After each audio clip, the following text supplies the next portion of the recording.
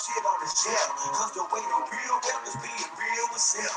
My eyes have seen the glory of the coming of the left. I can't do it by myself, so I'm asking for help. It's time to switch it up, put the hip shit on the shelf. Cause the way the real rap is being real myself. My eyes have seen the glory of the coming of the left. I can't do it by myself, so I'm asking for help. Money. All you got is money. Like Kanye West said, having money is not everything, not having it is. Deuteronomy 8:18 says God gives us the ability to create wealth. It's the love of money that's wrong. You don't like money so much, why you get up and go to work? Yeah, you have to do it. I'm just trying to leave a legacy for money. It's not everything, but when you got it, you can do some cool stuff. And now, your host for Talking Money in the Morning, financial health mentor to the working class, Mr. H Cortez. Good morning, Black World, and welcome to Talking Money in the Morning Live with your main man, H Cortez, the one and only financial health mentor to the Black community, everybody's favorite fatherpreneur, where I do my absolute best to bring practical yet proven wealth-building strategies to working men and women all over this great nation of ours. Truly an honor, privilege, and a blessing to come to you live and direct from the Monetize My Life Academy studios here in St. Louis, Missouri. Guys, if you are building a business and you're not focusing on building a brand, let me be the first to tell you, you are not building a sustainable business. 80% of business is branding and marketing, man. You got to get yourself out there. And if you don't know how to do that using today's technology, then I want you to go to monetizemylifeacademy.com. I want you to enter coupon code only $20. So capital ONLY $20. And you're going to be able to get a subscription to Monetize My Life Academy for just $20 per month, right? And that deal goes on through the end of the year, and then it doubles beginning of January, and then it ultimately rest at $97 per month. There's so much content in there, guys, to help you build your business. So much info in there to help you take your business and your brand to a whole new level. Passive income stream and ideas. If you want to know email marketing, social media marketing, if you want to learn how to podcast, blog, use your websites, affiliates, whatever you want to know how to do and turn your passions into profits, then Monetize My Life Academy has got you covered. Got to get back on track with our weekly trainings. I was off a couple of weeks. So this Sunday, we'll be doing another Sunday Night Live weekly training. So you can't beat what you get in terms of value for $20. And if you don't have $20 to invest in your business to grow it, why are you in business, right? So again, monetizemylifeacademy.com. If you want to click on the link in the description and grab your copy of the free ebook, Easy Online Incomes, we'll kind of give you some ideas and some things that you can do to make some money online as well. Or if you go to monetizemylifeacademy.com, you'll see the opt-in form below to grab that free ebook as well. Today, we're talking about relationships and money, right? Money is often taboo in a lot of relationships. So before we get into that, do me a huge favor. If you're checking this out on YouTube, go ahead and hit the subscribe button if you haven't already subscribed to the channel. And then be sure to copy to the link to today's show and share it on your favorite social media timeline. Same thing with you guys on Facebook. If you have not already hit the share, please share. Good stuff to talk about today. A lot of us are already in relationships, married and things, and have not talked about some of these things that we're going to talk about today. But if you are not, and you're trying to figure out how to breach the conversation and the topic of money so that you don't come off, ladies, as a gold digger or something like that. Fellas, you don't come off as being nosy. But, money does not buy happiness, right? But talking about money before you get into a relationship can help that relationship create happiness within. So that's what we're going to be talking about today. For those of you who don't know, have never seen the show before, I'd like to let you know exactly who the show is for. This show is for risers and grinders only, man. You got to be ready to get up, get out, and get something. And if that's you, this is your show. This show is for those who are seeking for information on how to build legacies for their family. If that is you, this is your show. on the other hand, who is the show not for? It's not for that bump on the lawn. It's not for that person who's got a problem for every solution. It's not for the person who don't like the fact that I just said money 12 times in the last 10 seconds. No, man, this show is for winners. And if you're not one and you're not looking to become one, then I would have to politely ask you to exit the stream stage left. Yeah, man, if you're not here to learn how to grow, to learn how to build, to connect with other people who are growing and building, then we don't want you around here. We have a low tolerance for people who lack ambition, and there's no softer way to say that, man. If you don't have ambition, if you don't see an opportunity to change your circumstances and help create a legacy for your children, then get from around here, man. Get from around here. It's that simple, man. We have a low tolerance for people who have no ambition. But if you got some ambition and you're looking for some tools, you're looking for some help, you're looking to make some connections, then this is absolutely this show for you. So really quickly, you guys know I don't know everything about money. I especially don't know a lot about relationships with money, but I ran across this article on the Sage Couples website, and I thought I'd bring it to you today. Very, very good topic. Could create some, it could break up some relationships as well as it could strengthen some relationships and lay the groundwork and a solid foundation for a good, solid, healthy relationship. Because we know the statistics say that 50% of all marriages end in divorce, and 80% of those marriages or something astronomically high like that. The reason for the divorce in a lot of cases is money related. We like to think that infidelity is high on the list, and that happens in marriages, but believe it or not, that's not what breaks marriages up. It's the financial strain that breaks marriages up. So we're going to talk about some things that you should be talking about before marriage. And don't feel bad if you already married and didn't talk about this stuff before you got married. Well, there's some things that you can talk about and some subjects that you want to broach. So let's get into it, man. I'm excited. Number one thing that you want to talk about before you get married, the number one money topic, you want to talk about income and assets. Now, I like the way they laid out the article because they gave you some things that you want to know, but they gave you some softer ways to ask and to broach the topic so that you can, really don't come off the wrong way. But if you have two mature adults, I think any two mature adults getting together and looking to build a long-term relationship understands that these conversations have to be had. They just don't know how to engage in these conversations. So you absolutely want to know about the person's income and assets. Ladies, you've got to be careful because you don't want to come off as a gold digger. But fellas, you want to know what she brings to the table as well. A lot of times, as men, we're taught to basically deal with whatever the woman brings to the table. As long as she's fine, she's thick, she's approved of by our friends, then yeah, we just kind of, we accept. We're not really taught what to look for in a woman a lot of times. But it is quite okay, fellas, for you to have standards. Fellas, I'm going to say that again. It is quite all right for you to have a certain set of standards when you're looking for a queen to build your empire with. Ladies, it is absolutely imperative that you have standards. It's beyond all right. You absolutely should have standards when you're looking for that king to build your empire with. So assets and income is something that you want to watch. Now, here's what you want to know, right? So the way they broke the article down is they give you what you want to know, but then they give you some ways to approach the topic. So what you want to know, you absolutely want to know, how much money do you make? 43% of people who've gotten married took a survey and admitted that they had no clue what their spouse's income range was when they got married. 43, that's almost 50%, almost half the people who go into a relationship don't even know what income range their spouse is in, right? So what you want to know is How much do you make? How much do you save? How much you got in your savings account? Do you have a trust fund?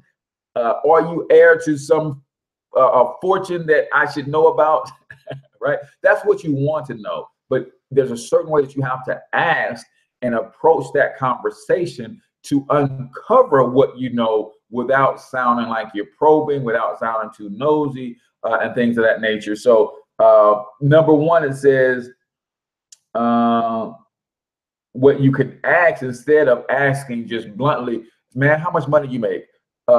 Sis, how much money you bring in? What's your annual salary, right? Let me see your pay stub. You don't want to ask those kinds of questions, but what you can ask is, how have you approached saving, right? What's your approach to saving, right? How do you feel about savings?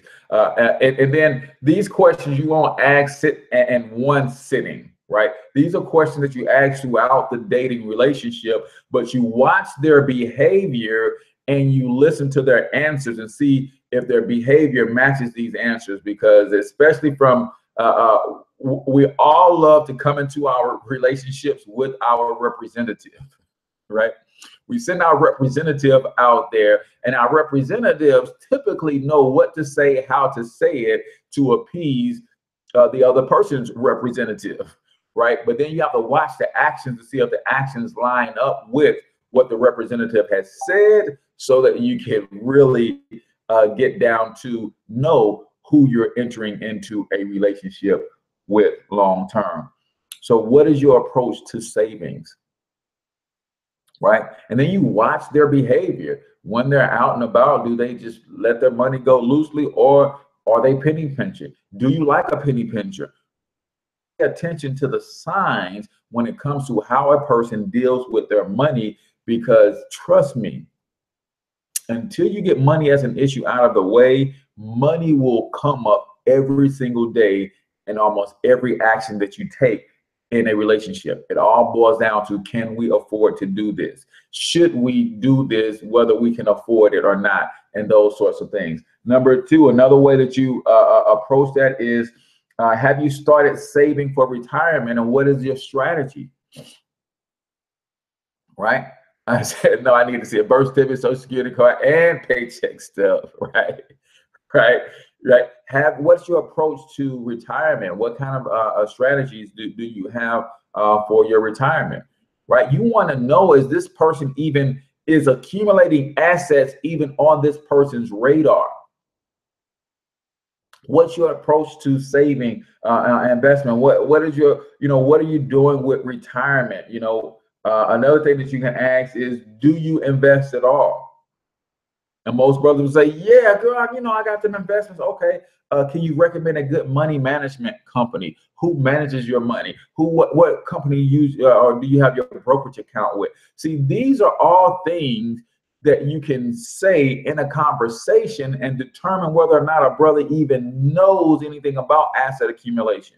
Whether whether a sister even knows anything about asset accumulation, without coming off as a jerk, without coming off as probing. Ladies, you don't want to come off as a gold digger. You're asking all these financial questions, but you're testing a person's financial IQ, and you very well have the right to do that, and you very well should do that. You very well should do that, right? Do you have could you recommend a good brokerage account? I'm trying to get a new, I'm changing brokerage accounts. Can you recommend somebody? What is your approach to savings? How do you feel about the 401k versus traditional retirement plans versus IRAs and retirement plans and investments outside of job? You should be having these conversations to see where that person lies on their financial literacy scale, right? Has your family helped you financially in the last few years? You're trying to get at, what you're trying to know is do this dude come from money? Does this chick come from money? Does she has financial support system that she can draw from? Because that can say a lot, right? That can say a lot, because it could say that you're a lazy some gun because you got your parents to fall back on. It could say that you don't really manage your money as well as you could because you've got parents with money to fall back on. So how to approach these kinds of conversations when it comes to income and assets. Start having conversations about financial terms, investments, IRAs, money market accounts, cash equivalents, stocks, bonds, mutual funds. You got to test people's financial IQ. If you're looking to settle down with somebody long term, you want to know where they're stand. Not to say that this is going to make or break the relationship, but if somebody has a low IQ and you have a high financial IQ, you want to know that up front, and you want to know if they even have an interest in becoming financially astute. Because they may have some other qualities that you can deal with, and you can say over time, we can grow together, or we can educate one another in these financial things. But you at least need to know where they stand, right? So number one, you should be prepared to or start having conversations about income and assets.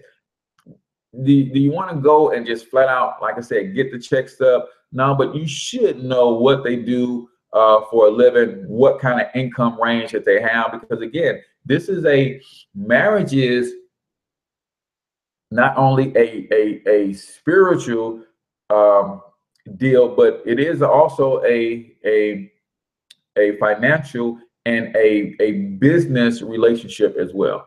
As much as we hate to say it in those terms, marriage is a spiritual relationship. You should be connecting to one another on a spiritual level, but on a practical level, it is a business relationship.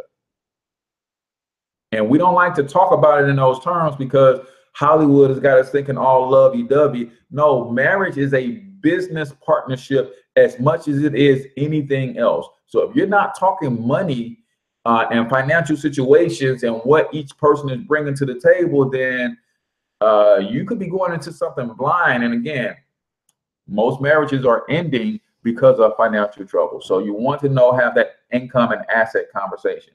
Number two, this is critically important. You want to have this conversation with your mate, especially if you're in the dating phases. You kind of want to know how this person feels when it comes to credit card debt. Credit card debt is number two. Again, debt, that's one of the things that brings a lot of strain onto a relationship, and it usually causes a lot of relationships to snap. Most relationships, believe it or not, recover from infidelity, but they don't recover from financial strain and stress. That just becomes too much because the two were not on the same page as it relates to money, right? Having this discussion about student loan debt is critical. So credit card debts. What you're trying to figure out, or what you want to know about this person is, hey, do you live above your means? Are you drowning in debt? What kind of interest do you have on these debts? Because that alludes to, what kind of credit history they have, right? Based on their interest. Do you expect me to help you with this credit card debt that you're bringing into the relationship? Now, that's what you want to know. But you don't ask as boldly as that, right? Yeah, at least I wouldn't recommend it. Some of you guys, that's just your personality, but you definitely want to get down to the bottom of it. How you ask it makes no never mind, but you want to get down to the bottom of you bringing $60,000 worth of credit card debt into this relationship. When we get married, are you expecting me to help you pay that off? Or are you good with that? You understand that you brought that in and you're going to take care of that, right? You have to understand these things before you get into the relationship, before you say I do, because again, on paper, see, without the paper, then marriage is more of that spiritual, emotional partnership. When you add the paperwork, you are entering into a business agreement that is bound by contract according to state and federal law when it comes to marriage. When it comes to marriage, without the paper, that's why some people don't like the whole paper deal, because I'm in a spiritual and emotional partnership with you.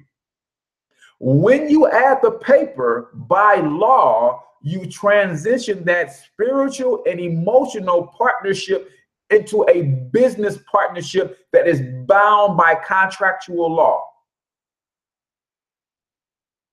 Now, because I'm going into this relationship and we're going to be bound in a business relationship by contractual law, and by contractual law, you got $40,000, $50,000, $60,000, $80,000 worth of credit card debt. That means when we come together and we're bound by contractual law, I am tied to those contracts that you brought into the relationship by default.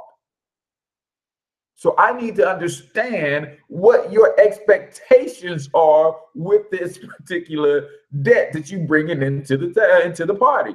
Do you expect me to help you pay off these debts that you brought into the relationship and help you manage the debt that we accumulate together, right?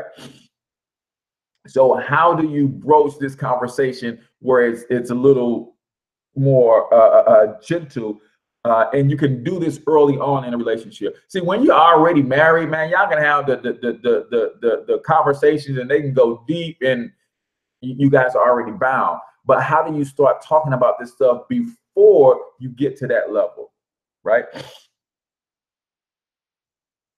You can ask, how do you prefer to pay, right? How do you prefer to pay? Do you like to pay with cash, credit, or debt, right? How do you prefer to pay? Yes, say any paper you put your signature on automatically becomes a contract. Absolutely. How do you like to pay, and why? You prefer cash, credit, or bank cards or whatever, because you can get an idea. If someone is talking about, man, I get that old American Express out and that's how I like to pay. Well, just get to the bottom of why you like to pay with credit. Well, I like to pay with credit and pay it off every month because I like to have a good credit score or whatever. You need to have these conversations. How do you prefer to pay and why? Do you carry balances on your credit cards and why? What's your approach to, and you don't have to say, do you carry a balance? What's your thought process when it comes to credit cards? Some people say you carry a small balance for a good credit score. What's your approach to that? Right? So you can open up the conversation to start talking about how one feels about credit and credit card debt. Right? Another way that you can say,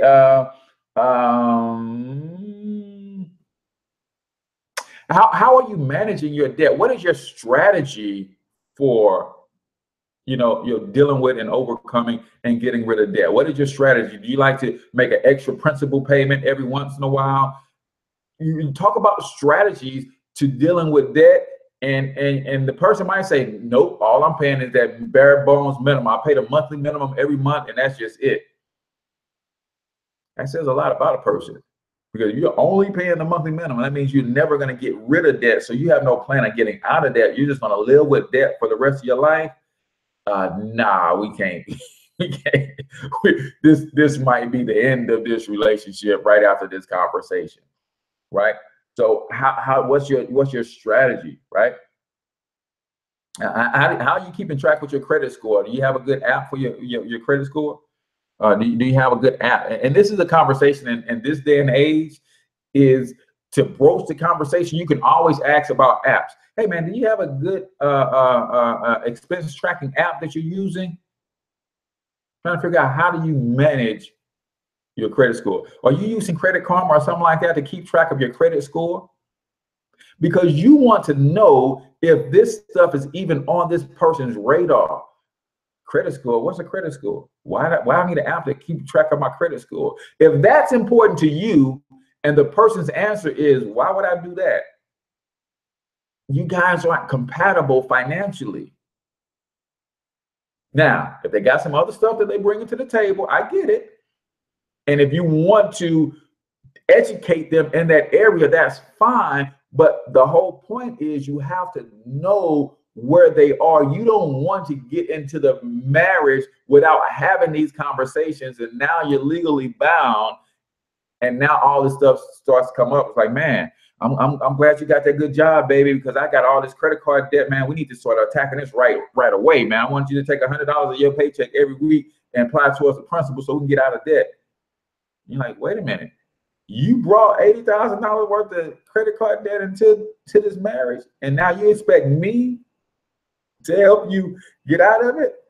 So you have to know this stuff on the front end, right? How do you keep track of your credit score? What apps are you using to manage your credit score? That's a good way to bring it, a good soft way, and to see if, oh man, I don't have one, but I need to start monitoring. Okay, you at least understand that that's important.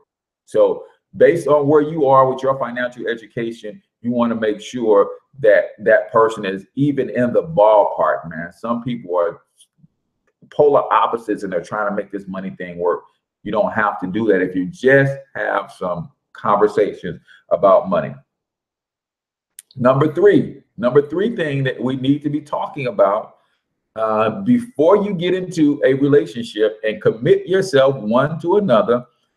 Somebody mentions it in the chat, student loans. Student loans are important, man. People carry, or in today's society, people are carrying student loans to their grave.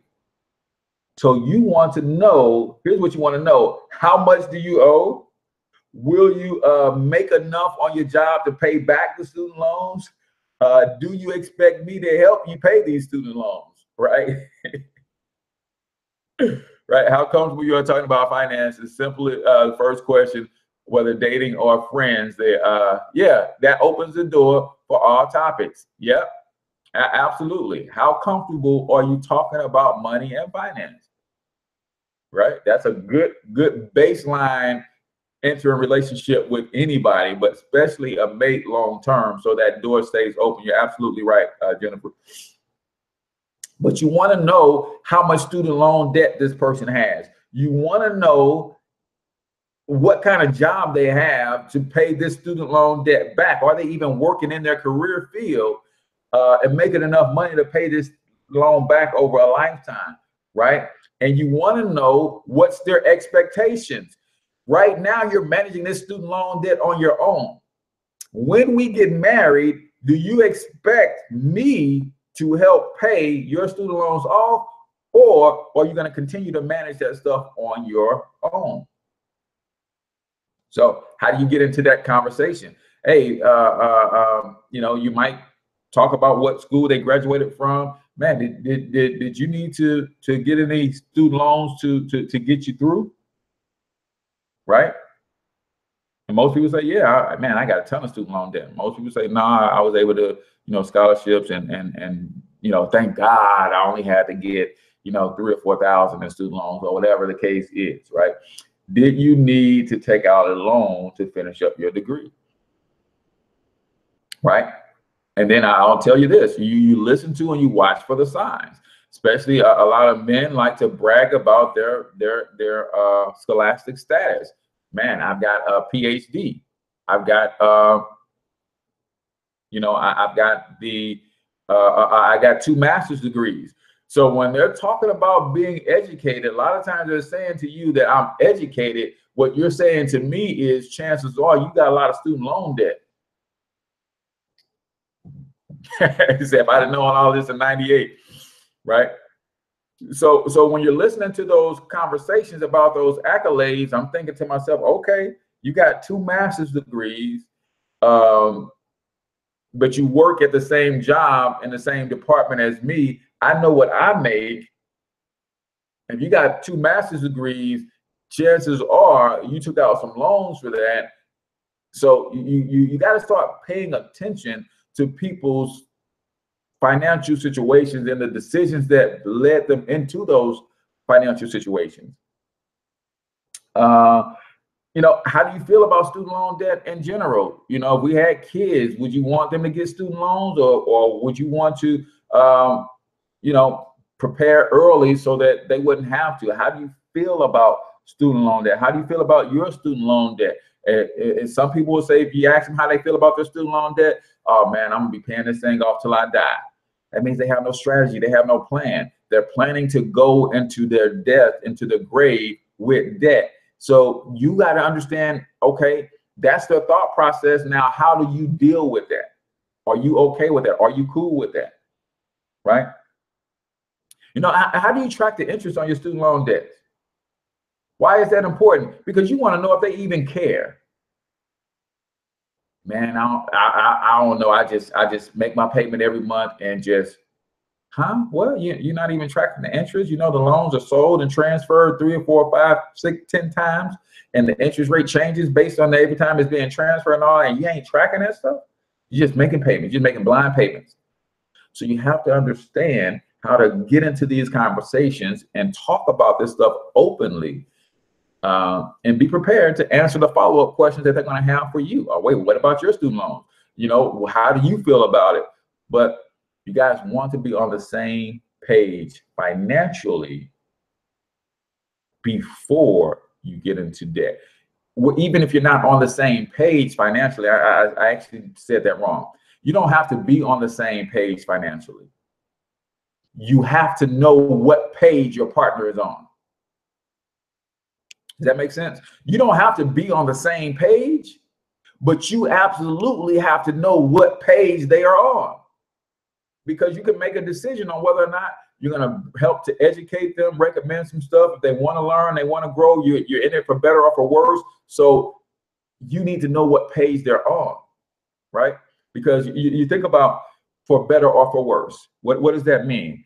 That means if I married my wife and she drinks a little bit and she smokes a little weed and she does that a little bit. Now, I say I am with her for better or for worse. So that means if her little bit of drinking becomes a full-blown alcohol problem, then that's worse. But I've made a vow to be with her through that worse.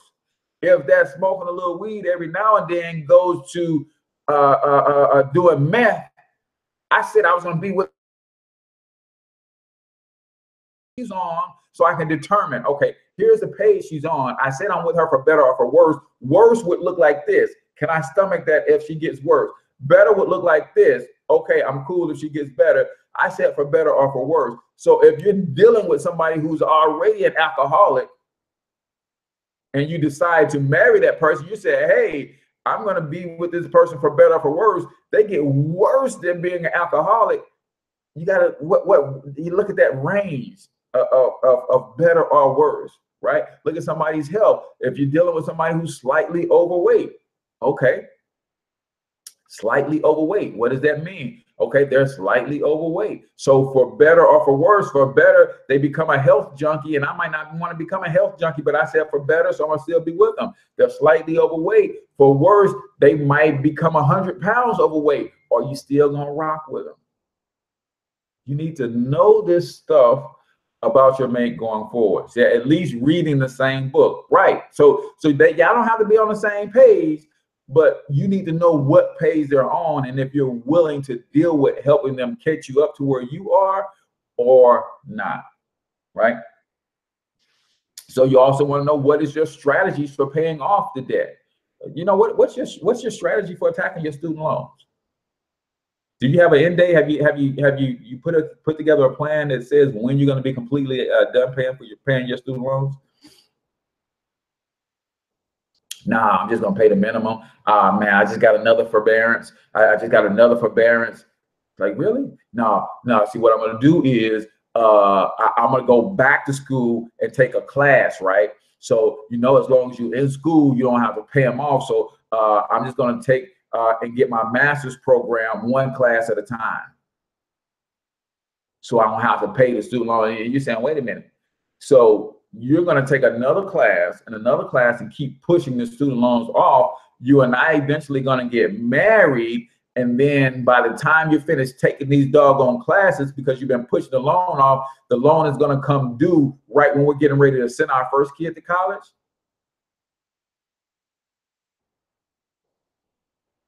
that you got to really get on you really got to know where people's head is financially if you're going to partner with them in marriage or in business or in any other partnership. But this is about relationships, so especially that mate. What's your strategy for paying off your loans, not paying on your loans? What's your strategy from getting out of student loan debt all together? Right? So that was number 3. Number 4, you want to talk in generalities about money management, period. Number 4 is money management, right? And basically, what you want to know is, are you in the game or are you a hot mess? Are you on your game when it comes to managing your money, or are you a hot mess? What you also want to know is, when it comes to money management, what do you like about managing money? Are you the type of person that says, man, this is something I don't like, so I'm waiting on somebody to come in and take it over for me?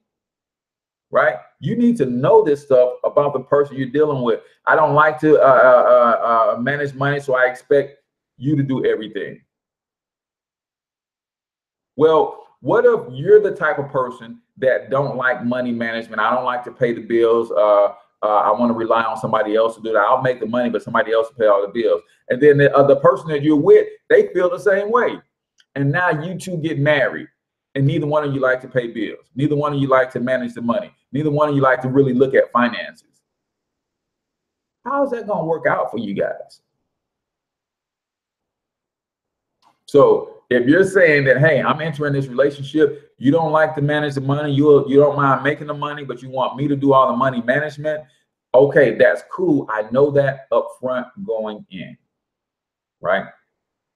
What can you ascertain on the front end so you can make a decision on whether or not this thing can be a lasting report? So how do you get to the topics of money management, right?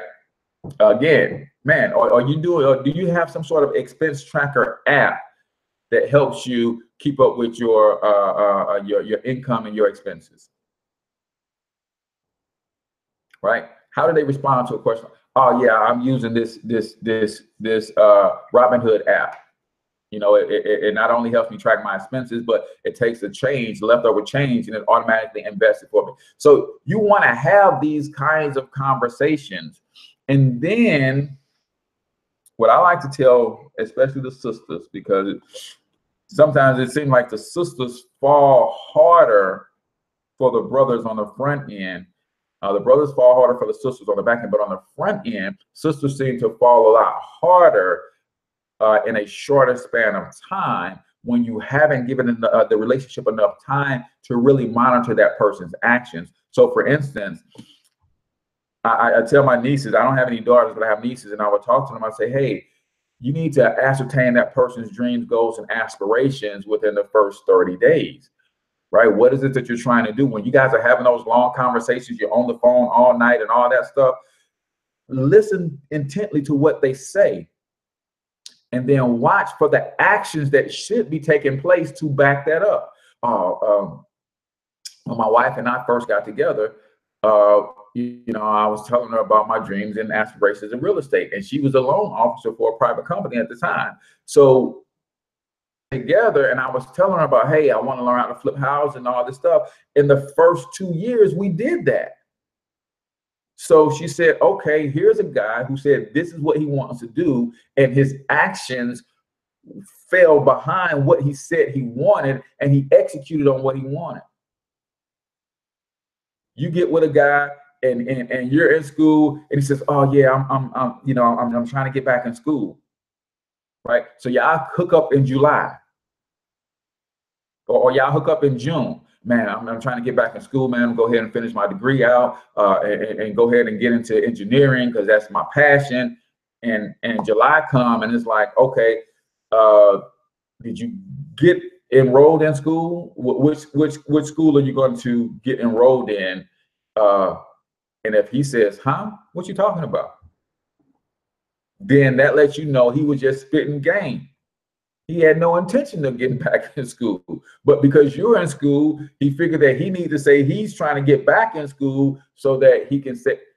See, you got to make sure that you're watching the actions, and you have to allow enough time to see this person executing on the things that he fed you, the things that she fed you. Oh yeah, I'm gonna get my pharmacy tech license, and I'm gonna go ahead and become a pharmacist for the next 2 years, and I'm gonna get into nursing school. Okay, cool. We've been together 90 days, and you ain't said nothing about getting your pharmacy tech license since that first conversation we had. So make sure that you allot time for you to analyze actions that should be following up the words that they're saying. So if they're saying, oh yeah, you're asking about money management. Yeah, I'm using the Robinhood app, and it's great, right? So 30 days down the line, say, hey man, you know, how much change has your Robinhood app actually transferred into an investment account for you? Huh? What Robinhood app? Oh man, you just sit there. And so you got to call people out and hold them accountable if you're trying to walk through the rest of your life with them. So when they're talking this stuff about their money and the plans, because some people have enough game to say when you start talking money, they start talking about all of these wild ideas, and they know a few terms. And yes, they can talk the talk with you. But 30 days later, you call them out on the talk that they talk and say, how's that brokerage account coming along for you? How's that investment coming out? What percentage did your portfolio increase this month? Huh? What portfolio? Right. Now you got a whole nother problem on your hands if you decide to move forward in that relationship, because he's a liar. She's a liar. Right? So how often do you check your accounts? We're talking about money management. Do you check your portfolio monthly or quarterly? What portfolio? Oh yeah, I check mine every 90 days. Yeah. What was the growth percentage the last time you checked? But if we're going to have these kinds of conversations and you're trying to get people to that place, then you have to know your stuff. You have to be on your game too. Now, it don't mean that you have to be super astute, but whatever you're expecting that guy to know, you're going to have to know some stuff yourself in order to test him to see if he knows. Or that gal, or whatever, right? Do you keep a budget? Why or why not? Is it written? Do you keep a written budget? Do you have a budgeting app that you use? You seem pretty on top of every dime you spend. What budgeting app are you using? Oh, I don't keep no budget. I just keep it all right here. And you just take a mental note. Yep, no budget. Keeps it all right there. Have these conversations with your significant other before they become significant. Right? Have these conversations before your potential significant other becomes significant in your life. Because I promise you, you're setting yourself up for a rocky road. Not to say that you can't, my wife and I, we were not financially astute when we connected and we grew together.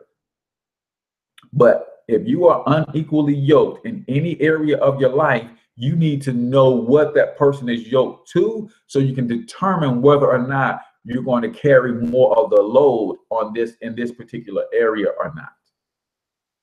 Period. Right? You need to know that, but don't go into a marriage blindly, not knowing that you're finna be buried under a mountain of debt that they didn't tell you about. Not that they were hiding it, but because y'all never had this conversation.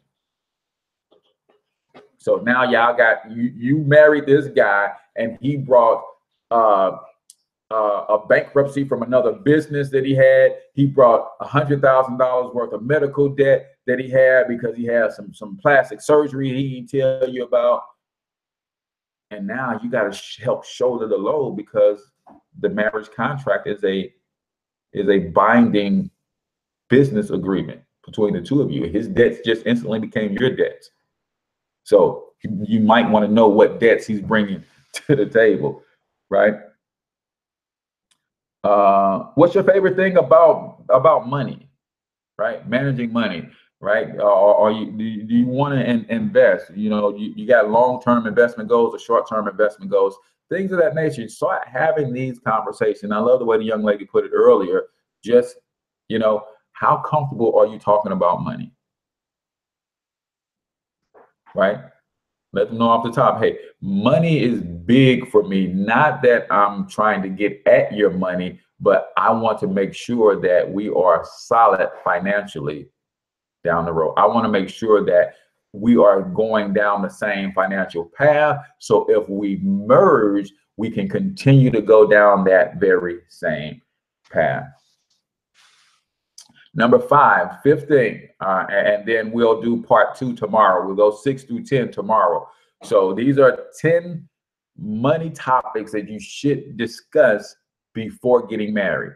If you're already married, then let's put this stuff on the table now, and let's figure out how we can devise a plan on how we can deal, because you might find out some things about your mate just based on this stuff now. You might find out that the reason y'all don't have no money is because he's secretly been paying off a student loan that he never told you about. Right? So put this stuff on the table now and say, hey, you know what? Let's get on the same page, or at least in the same book when it comes to our finances. You know, all this time I've been paying the bills and I can't stand paying bills. Oh, I love to do that. But since you were doing it, I just let you do it. See, there's a lot of things that we just go into a relationship that we don't talk about, we don't communicate about. So let's have this conversation now. Number 5, the 5th thing you should talk about, money topic, is their financial upbringing. What is it that you're trying to get to the bottom of? Did growing up poor or rich mess that person up? Nothing wrong with growing up rich, nothing wrong with growing up poor, but because they grew up rich or because they grew up poor, is this person jacked up? Right? Were you raised by wolves and that's why you don't have no money management skills, right? You want to know how this person was raised and what was the financial climate that they were raised in. Did the mom and dad have good money management skills or no? Right? This is important. How a person's upbringing has a lot to do with the person that they are right now. How a person was raised with money. We all know, we just left out of Black Friday. How many people went out and bought their kids stuff that they wish they would have had when they were little, whether their kids wanted it or not? Right? We take our upbringing in the way that money was, whether money was abundance or whether it was scarce, whether mom was tight with money, whether mom and dad was free with money, whether mom worked hard for his money so he didn't let us spend it, or whatever the case is. However you were brought up with money and the principles behind money that you were taught in your household, that's affecting the way you deal with money and the way you behave with money right now today. So some questions. How did your parents manage money? Right? Because chances are the way their parents manage money is the way that they manage money. So you can ask that without being too intrusive. Do you remember your parents ever arguing about money? Right? Because that can open up a whole nother can of worms, man. All my mom and dad did was argue about money. And that could be why he turns the money over to you, because he don't want to argue about it. But you might be the person that says, hey, I want to turn the money over to you because I don't want to argue it. Now nobody wants to manage the money. Right?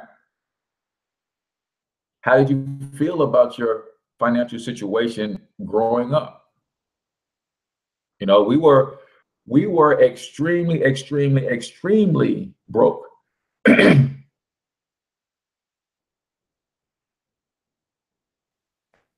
Right.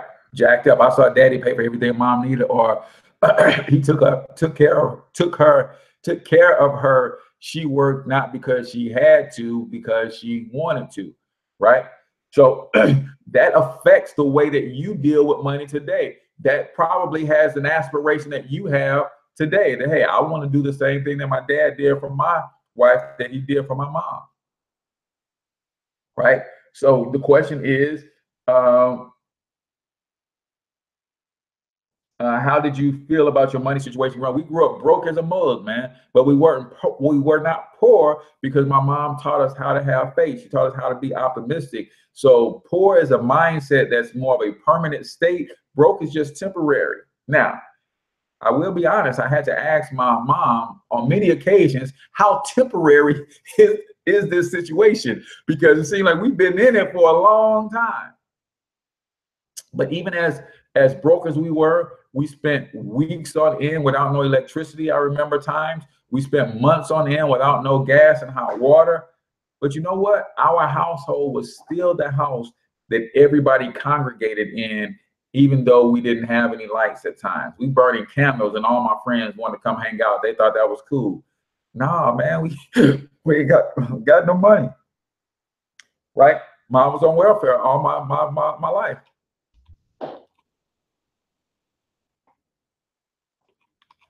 It's funny, my mom really didn't start working until after the kids got grown. It's just funny because then we start paying and taking care of her, but that's when she got a job. So how did you feel about your money situation growing up, right? What did your parents teach you about money? What did you learn from your parents about money? What did you observe in your household about money? Most people today say, you know what? I saw how my parents behave with money, but they never taught me anything about money. All they taught me was go to school, get a good grade so I can get a good job, so I can have some benefits, but they didn't teach me how money works. That's why the Black Wealth Movement is in high demand today, because we are in our 30s and 40s, and we're trying to figure out how to make money work for us instead of working for money, right? If you work hard for every dime you get, that's the number one clue that you are financially illiterate. I'm gonna run that one back. If you work hard for every dime you get, you, my friend, are financially illiterate. It's one of the number one myths about money. You know, we've been taught, man, you just gotta work hard for everything you get. I work hard for, and we brag about that. It's like, nope. If you are working hard for every dime you get, that's because you're financially illiterate. That is nothing to brag about. You want your money working hard for you. You know, you can work hard for some of the money you get, but you shouldn't be working hard for every dime you get. That's financial impotence, right? You don't understand some things about money if you work hard for every dime. I work hard for a lot of the dimes I get, but not every dime. I got some dimes that came in while I was sleeping last night. I wasn't working at all. So that's that. And then lastly, how was your upbringing? How do you think your upbringing impacted the way that you handle money today?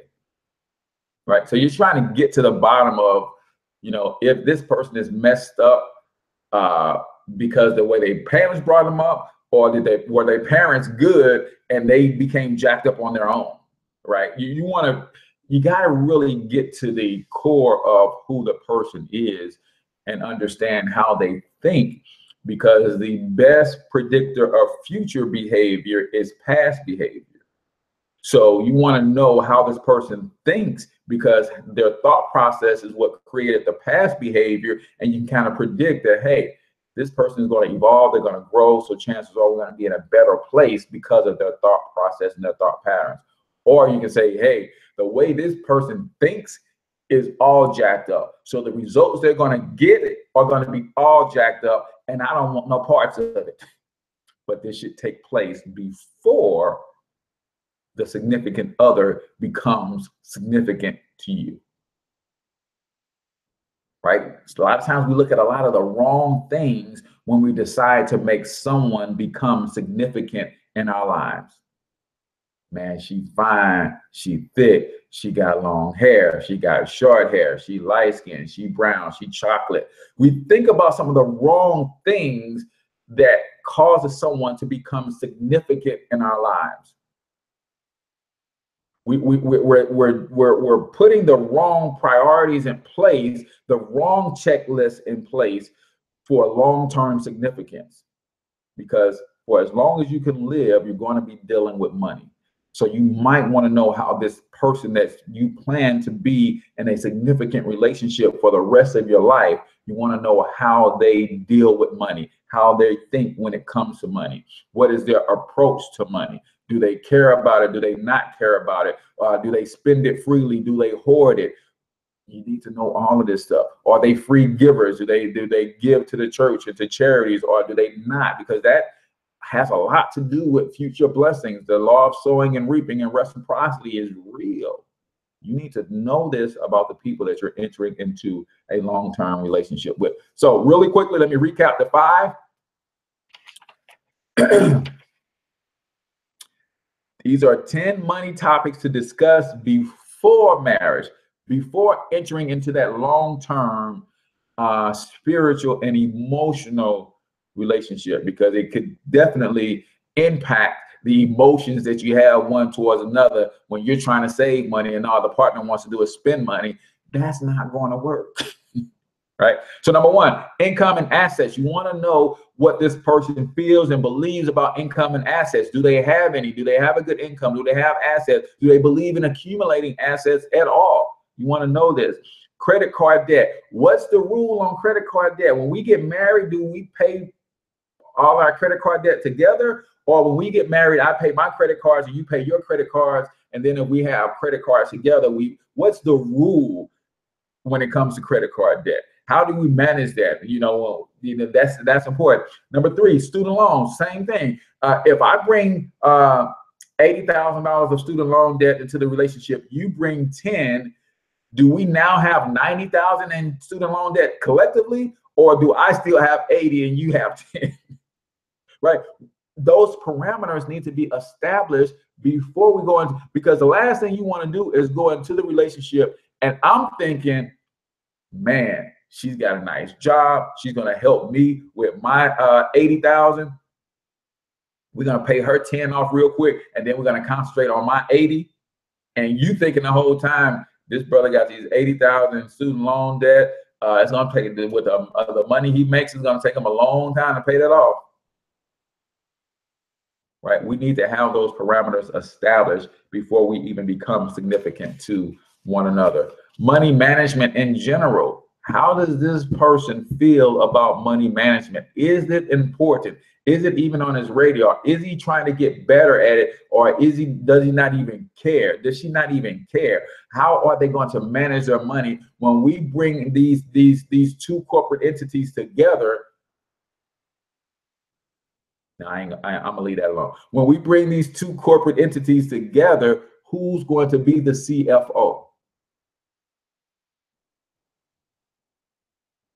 When these 2 entities come together, who's going to be the CFO? I need to know your money management skills and style. You need to know my money management skills and style, and which of the 2 is going to be better for this corporate partnership called marriage, right? And then number 5, to help determine where this person is financially, you might have to dig into their upbringing. How were you raised about money? Did you guys ever have money conversations around the dinner table? Did you even have dinner together as a family? That says a lot about the person that you're entering into a relationship. Is that even important to you, right? Do you have money management apps? So you got to dive in, guys. Financial instability is the number 1 cause of divorce in this country, probably the world. But it's definitely the number. Financial issues, stress and strain that is produced by Poor financial conditions is the #1 cause of marriage in this country.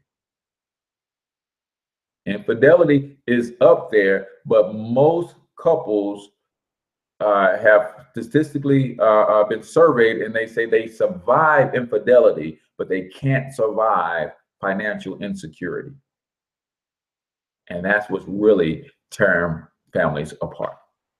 Got to get the money thing right. So the Black Wealth Movement teaches how to manage money and how to get your money, how to get good positive cash flow and get solid financially. So if you're interested in learning how to better manage money, I want you to text Black Wealth Movement to 314-874-6887. We will teach you entrepreneurship, tax minimization, debt elimination, credit education, asset accumulation, and asset protection.